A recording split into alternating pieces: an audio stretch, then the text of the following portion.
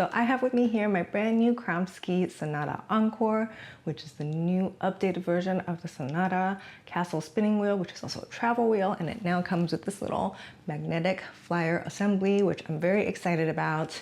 If you would like to see how I put it all together and how long it took for me to get it from unboxed all the way to ready to spin, keep watching.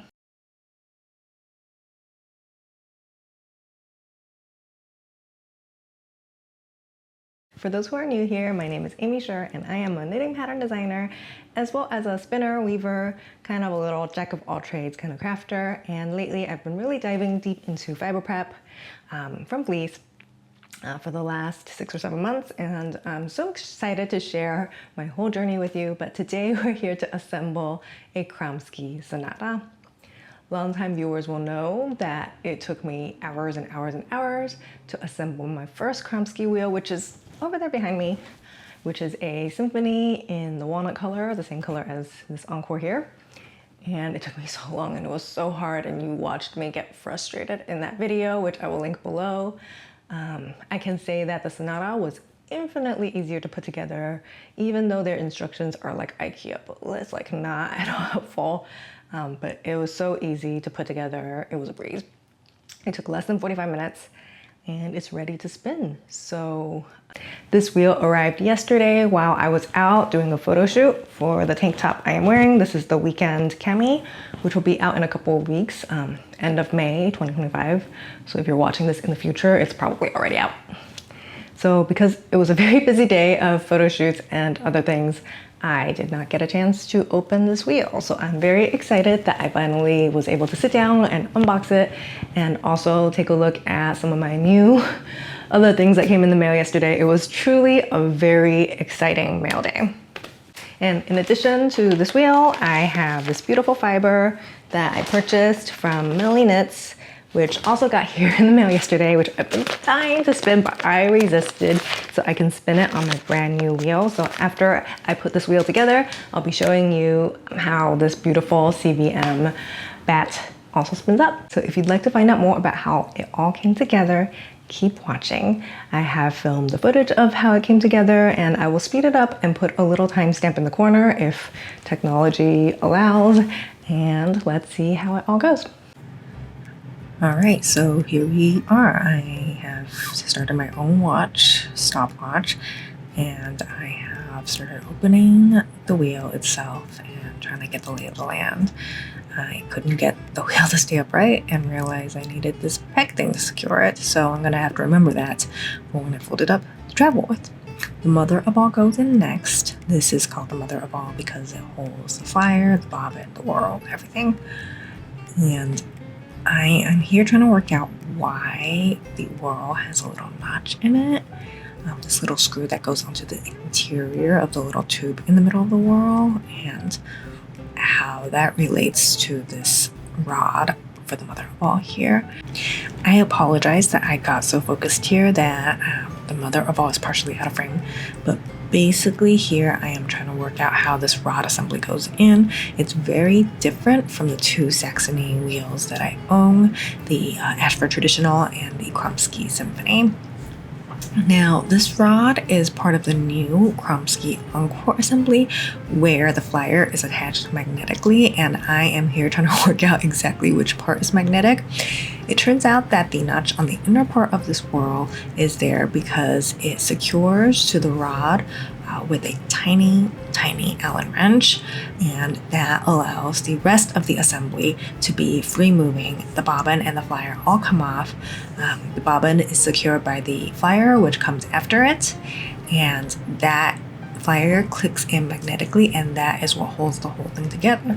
So to keep the whorl secure and from moving around, they have a little itty bitty Allen wrench to give you the security. This does mean that later, after I filmed this video, when I wanted to switch to a faster whorl, I did have to keep track of that tiny Allen wrench to unscrew the security on the whorl and switch out the new whorl. Now here I am setting up for Scotch tension, which is my preferred tensioning for long draw. I really like that extra pull and uptake that you get. That's kind of jerky. I find that very helpful for getting a really nice and smooth draw. I have my symphony wheel set up always on double drive, and that is my preferred setup for the symphony. So I thought that for this wheel, I would use the Scotch tension. Now, one of the things you need to know is that many of the materials used in Kromski wheels, particularly on the Saxony wheels, like the one behind me, the kind of Cinderella style wheel, are using traditional materials, and none of the plastic modern parts are visible on the Saxony wheels. Now, the castle style wheels, such as the Fantasia and the Sonata, do have kind of like a compromise, but it still uses this hemp twine that is historically accurate for hundreds of years ago, but is very unpleasant to me personally. I really dislike the hemp band that this brake band on that little peg there is using. It was used as the double drive band for the big wheel behind me there, and I dislike it so much I replaced it with 8-2 weaving cotton myself. Now, it's fine here in this little brake band because I really feel that this is a very small distance of twine string and it doesn't experience as much friction as when it is in the drive wheel.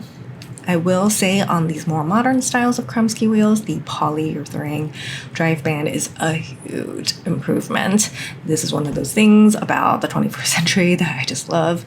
The extreme stretchiness of this poly band really does mean that switching from speed to speed, from whirl to whirl, is pretty much easy. I don't have to think about it. I don't have to adjust the drive band length or anything like that. It's very easy. It does come with a hemp band for putting it in double drive, but as I said, I'm putting this in Scotch, so I am using the poly band, which works so well. I highly recommend a wheel like this one or like the Fantasia for beginners who don't want to futz with the drive band that much. Here I have realized a critical error where I didn't put the washers in to space out the rod properly, and I didn't secure the rod to the mother of all. If I had not made this error, I probably would have been done with setting up this wheel at about 25 minutes, but I spent an additional 8 minutes or so here fixing that, and now we're just about ready to spin. So overall, that took 35 minutes, even though I made a major mistake early on. I forgot to put the screws into the mother of all that secures the little rod that holds everything together. And then after I put everything together and it was almost ready to spin, I went back and did that. And I think if I hadn't made that mistake, it would have been like 15 minutes. I was on the 15 minute mark right before I realized the mistake. And then it took me a while to figure out back. So maybe 15-20 minutes total for the setup if you don't make the kind of mistakes that I am making. So I think we can fairly call that a success, and I'm going to put together my stool now, which will be difficult because we broke our mallet recently and we don't have a mallet now, so I'm just gonna have to slide it in as best as I can. So there we go. It's not too bad, it's not too bad. Puts together pretty easily and straightforward. I think you just match, there's like little lines that have a little marking on them, and you just match them so that the angle of the feet are correct.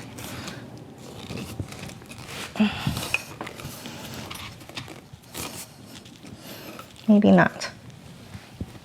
Okay, maybe this one wants to go in here. There we go, that one. It's a little easier.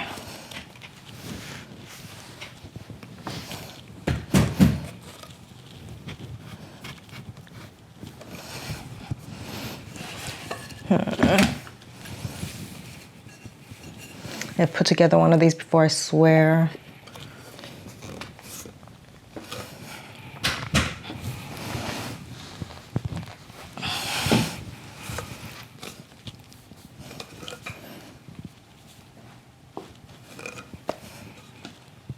Okay, I don't got it. I don't got this.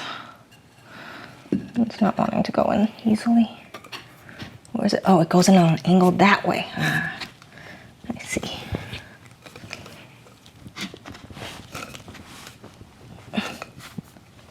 Facing out, because center of gravity, you want it to be wide. Duh. I don't know why I didn't figure that out earlier.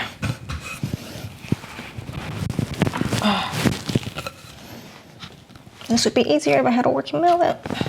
There we go. That one is flush. Okay.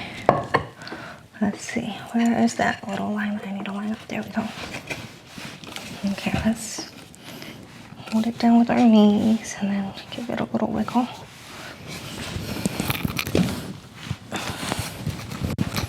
Oh, my mic is all tangled up in here. Hang on.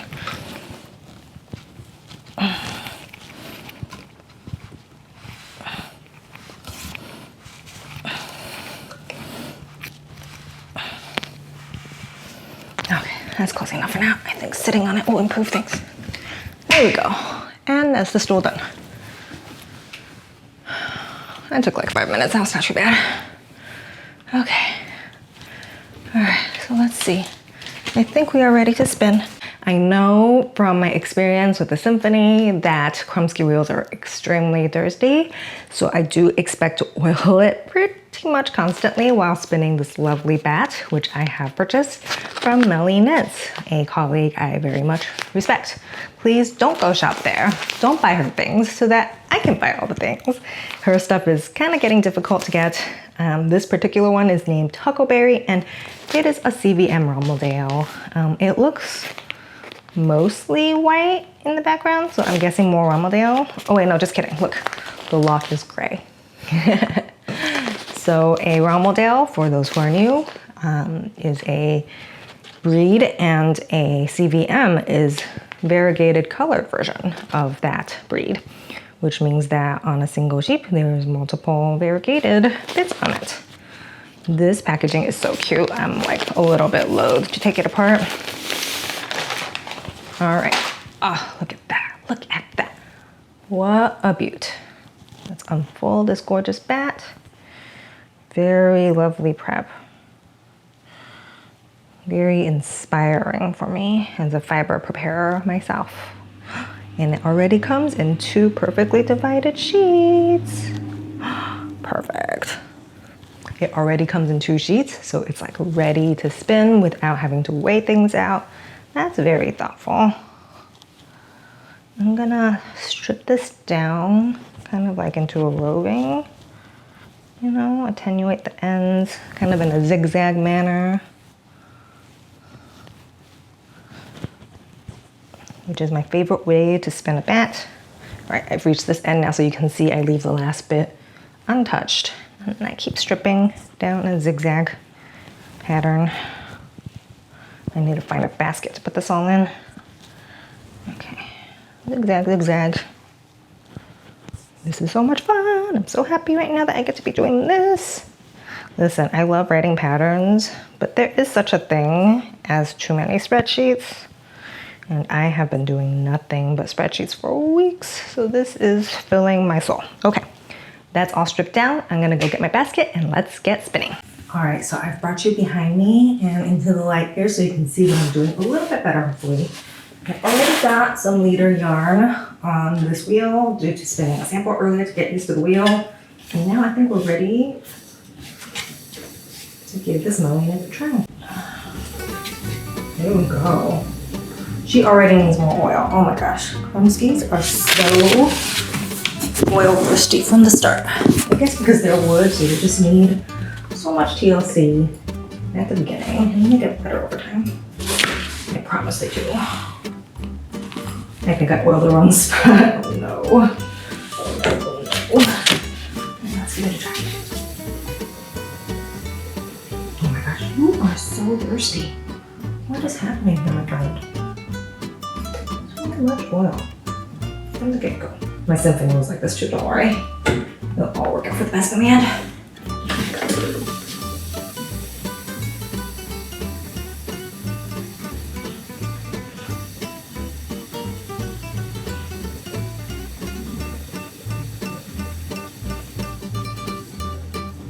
Let's see how that pieback looks. Not bad. Oh yeah, it poops up. CPM in that. I'm happy with that, I think. And with the whorl size that I chose the smaller whorl, not the standard whorl.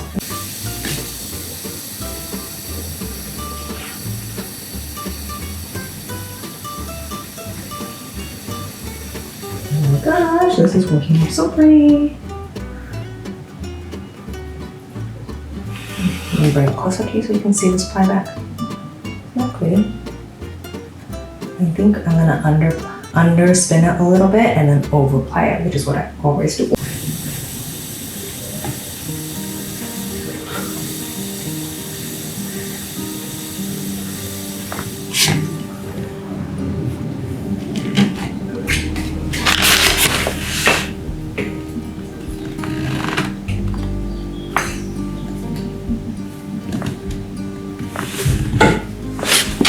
Literally apply oil because Kromskis are thirsty.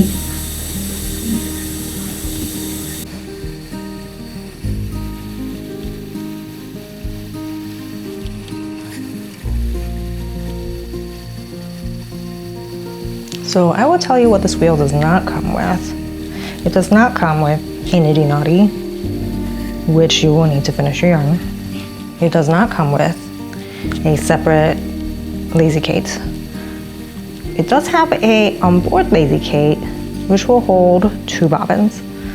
So if you're just learning to spin and you plan to make mostly chain plied or 2-ply yarn, then you are good to go. However, if you want to make a true 3-ply, you will need a separate lazy Kate. The arched one from Kromski is quite nice. It takes apart very easily for flat storage. I actually have 2, and I had my partner Roy actually wood glue one of them together so that it's a little more stable. When my kids walk by and kick it.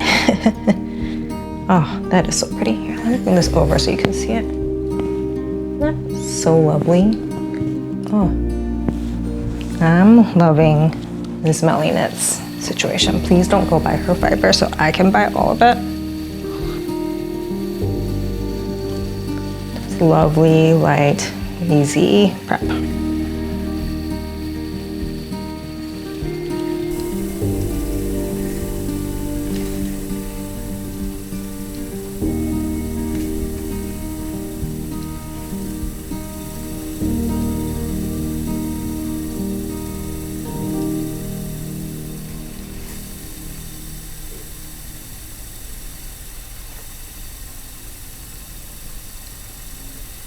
So as you can see from the messy background and the way I just spun a ton of yarn already, my impression of this wheel is extremely positive. I think it's really solidly built. It is 10 times easier to put together than the Symphony. And it is a great beginner wheel. I would say that it's very easy to adjust the take up and the tension. When you're working with it in Scotch tension, I forgot how easy it is to just quickly switch the tension while I'm spinning without even stopping the spinning action. So that's really fun. I'm going to go ahead and spin a little bit more now, but I hope that you have enjoyed this video of me unboxing and putting together my Sonata and spinning the first few dozen, like 100 yards on it. If you have any questions or comments about any of the Kromski wheels, I am happy to answer them. I am a Kromski dealer now. As you can see that I purchased my Symphony like way before I even thought of having a yarn shop. So you know that my love for Kromski is for real, not just because I'm selling it. If you have any questions or you'd like to make a purchase, let us know. We're happy to help. And if you'd like to see more videos like this all about my spinning journey and all the things I'm spinning and making, please let me know in the comments. And don't forget to like and subscribe this video. It really helps me out and helps me get my videos seen. I hope you're having a truly lovely day, and I'm gonna go spin now.